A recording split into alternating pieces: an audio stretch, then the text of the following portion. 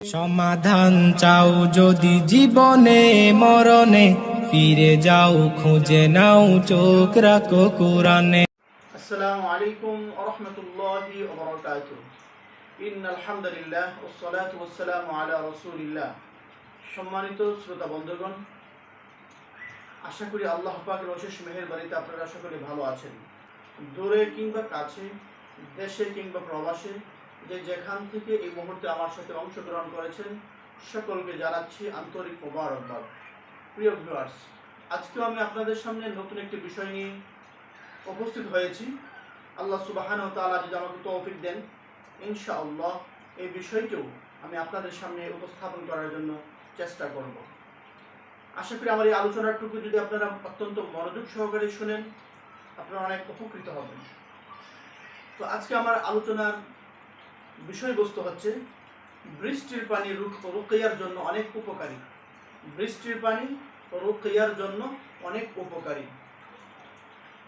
জিন জাদুতে আক্রান্ত রোগীদেরকেই দেখা যায় রুকিয়ার পানি ব্যবহার করতে হয়। কোরআন সুন্নাহ ভিত্তিক কিছু দোয়া দুরুদ রয়েছে, সেই সমস্ত দোয়া দুরুদের মাধ্যমে রুকিয়ার পানি জিন জাদুগ্রস্ত রোগীদেরকে রেডি করে যারা মুদাব্বির, যারা চিকিৎসক, তারা দিয়ে থাকেন। কিন্তু দেখা যায় সেই সমস্ত রুকিয়ার পানিগুলো কোনো কোনো পেশেন্টের ক্ষেত্রে, কোনো কোনো রোগীদের ক্ষেত্রে কাজ করে না। রোগী যদি সিরিয়াস হয়, বেশি মারাত্মক লেভেলের হয়, সেই ক্ষেত্রে তখন ওই সাধারণ যে পানিগুলো আমরা রুকিয়া হিসেবে প্রস্তুত করে দিয়ে থাকি, সেই সমস্ত পানিগুলো মারাত্মক লেভেলের রোগীদের ক্ষেত্রে তখন আর কাজ করে না।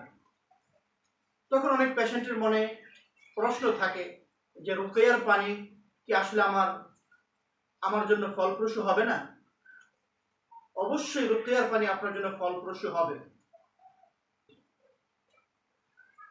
কাজ না করার কারণ হচ্ছে আপনি যেহেতু মারাত্মক লেভেলে পৌঁছে গিয়েছেন, আপনার অবস্থা, সমস্যা সিরিয়াস লেভেলে পৌঁছে গিয়েছে, সেই ক্ষেত্রে মারাত্মক লেভেলের পেশেন্টের ক্ষেত্রে আমার যেটা পরামর্শ সেটা হচ্ছে আপনি সাধারণ পানিকে যখন রুকিয়ার পানি হিসেবে রেডি করবেন, তখন আপনি সেই পানির সাথে বৃষ্টির পানিকেও মিশ্রিত করে নিতে পারেন।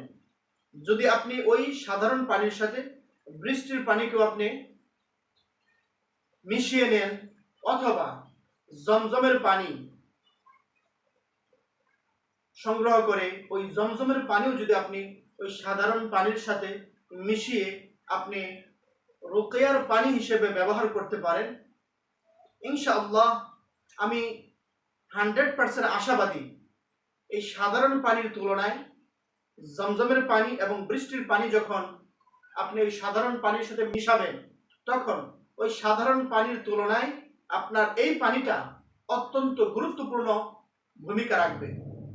আপনার সুস্থতার ক্ষেত্রে এই জমজমের পানি এবং সাধারণ পানি এবং বৃষ্টির পানি, এই তিনটা পানিকে যখন আপনি একত্রে মিশিয়ে ব্যবহার করবেন, দেখবেন আপনি এতটাই বেশি উপকৃত হবেন যা ইতিপূর্বে আপনি কখনো উপকৃত হননি। আমাদের মাঝে অনেকেরই ধারণা রয়েছে যে রুকিয়ার পানি আমার কাজ করে না বা আমার কাজ হচ্ছে না। সেই সমস্ত মানুষ যারা আছেন, আপনারা যদি বৃষ্টির পানি এবং জমজমের পানি যদি একত্রিত করে ব্যবহার করতে পারেন, তাহলে বুঝতেই পেরেছেন আমার এই আলোচনার মাধ্যমে আপনাদের যদি অতীতে এই রুকিয়ার পানিগুলো কাজ করে নাই, তাহলে এখন এইভাবে মিশিয়ে ব্যবহার করার ফলে দেখা যাবে আপনি অনেক উপকৃত হতে পারবেন ইনশাআল্লাহ।